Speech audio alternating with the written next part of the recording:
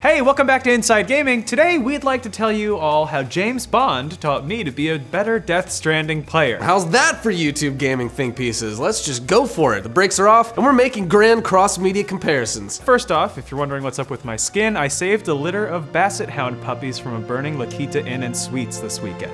Personally, Death Stranding has become a fast favorite for me, not everyone, and even though I don't have the time to expand on everything I love about it, I can tell you I did not play that game right at first, as I'm sure a lot of folks did not. It all came down to the way I used the many gadgets the game provides, or more accurately, the way I didn't use them, which brings me to James Bond. Bond, and specifically the long-running film adaptation, has in one way or another shaped a great deal of media since his debut, Hideo Kojima's work included, which we'll touch on later. However, in this instance, Bond's influence was applied in a much more practical fashion. At least, for me it was. I've always had this weird thing about Bond movies where even though I love his gadgets, we all do, that's a big thing of the series, I feel this weird disappointment when he actually uses them. Like I get this nagging concern that he's using it too early and therefore wasting it, especially when so many of them can only be used just once. You think he could put more oil in the button to right, yeah, do we not bags? have like another canister he can just load in? And I know the point of the gadgets is for Bond to use them, but I can't help but think, now? You couldn't have saved the road spikes or the exploding watch until later, James? Surely the greatest spy in the world could have gotten out of that one without shooting his gadget wad so soon, right?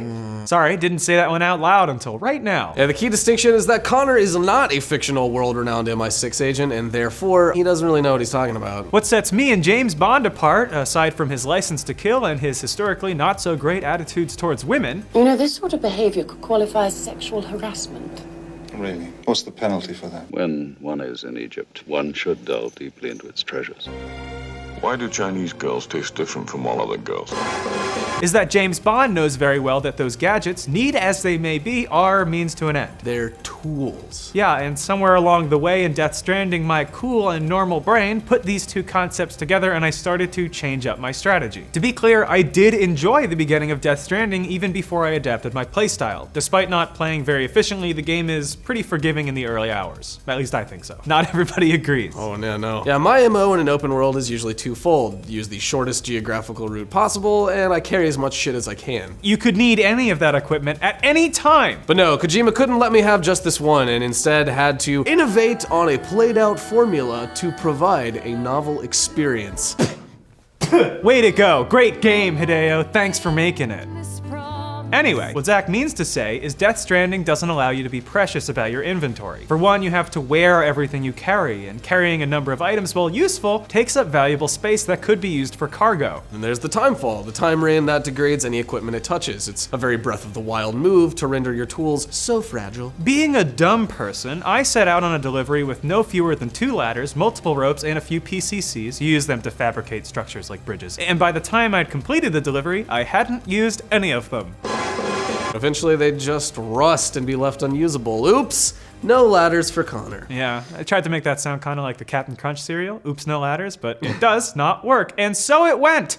At least, until I hit an inflection point. Early on, you're tasked with a job that requires you to pass through mule territory. Mules are guys who literally don't know what to do with all their free time, so they tase you and take your stuff. I believe to deliver it somewhere else themselves? I don't know. It's a neat concept, but all you really need to know is that they are profoundly annoying. When I accepted the job, I had the option to fabricate a decoy package that emits smoke. It's intended to draw mules' attention away from the player, allowing them to escape. Up until this point, my tried and true mule strategy was to run wildly in unpredictable circles and hope I might get away. So, on this particular mission, instead of using the smoke decoy mounted on my shoulder, I stuck with Connor's patented big circle method, which did not work. This wholesale ass beating gave me a revelation. What if I used the item that the game gave me to make my life easier? It went against my every instinct. I could practically see the distribution center where I'd just received the smoke decoy only minutes before. To use it so early would be a waste, right? But those instincts were overshadowed by the desire to not get zapped again. And just like Arnold, I smoke anywhere I want. Anywhere I want. So I popped that decoy down and smoke it did. And it worked! Once I internalized that and applied it to my strategy, Death Stranding began to make more sense. Of course using an item is helpful. In truth, we're too aware of that, which is why we always grip potions so tightly in The Witcher. You can pry that unused cat potion from my cold, dead hands. Cool NRA reference, Connor.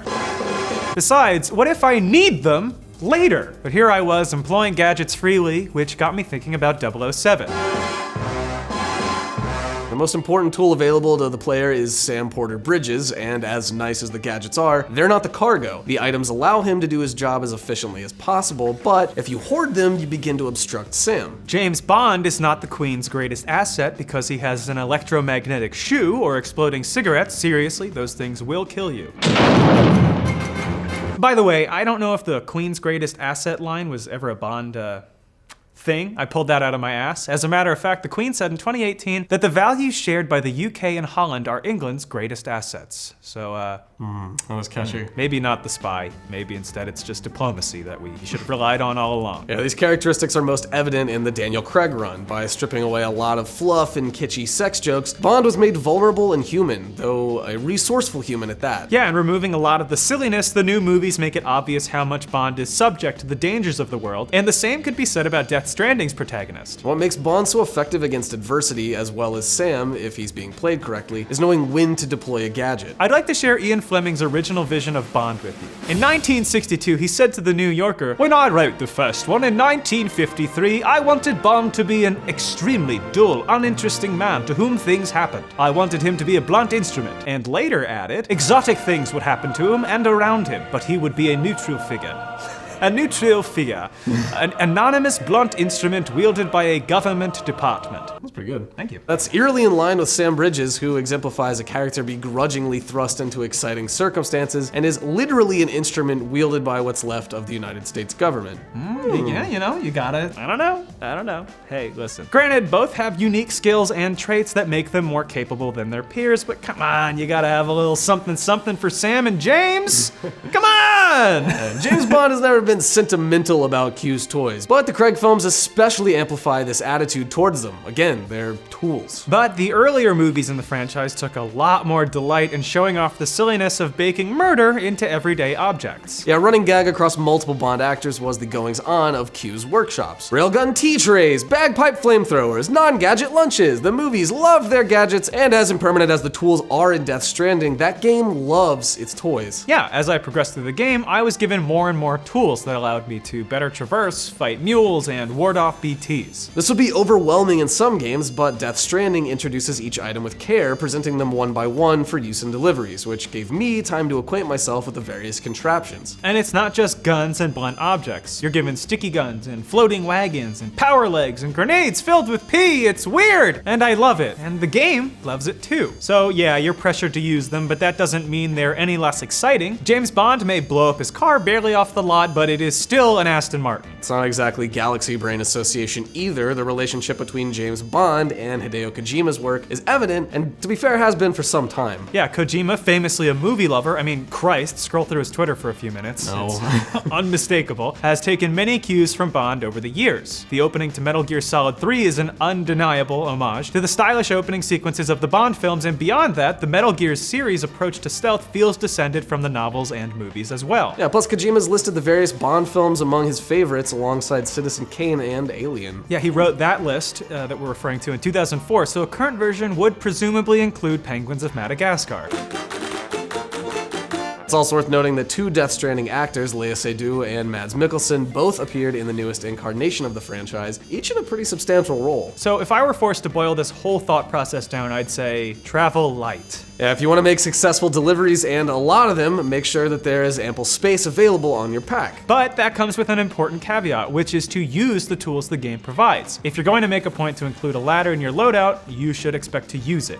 Yeah, the Bond movies are written so that every gadget introduced is used at some point in the film. Every Q scene dumps a pile of Chekhov's guns in Bond's pockets, and the story makes each one necessary. While a game is less predictable by design, it helps to think of your loadout the same way. Just as Bond movies have affected my playstyle, I've reconsidered the way Bond uses gadgets, so next time he uses the ejector seat, I think I'll enjoy it more, or I'll try to. Thanks for sticking that out. I hope it made as much sense out loud as it did in my head. Yeah? Yeah, Okay, I cool. that track, Great. yeah. Stay tuned, Inside Gaming. We're gonna have more weird takes. I'm positive of it. Thank you. Thanks! Thanks. Top of the morning. And you know what I did? I recorded 102 of them, and we're gonna watch them together like a happy family. Grunt. Massage. Slam your head into a wall. Grab your strap. King Kong. Rock'em sock'em. Air drum.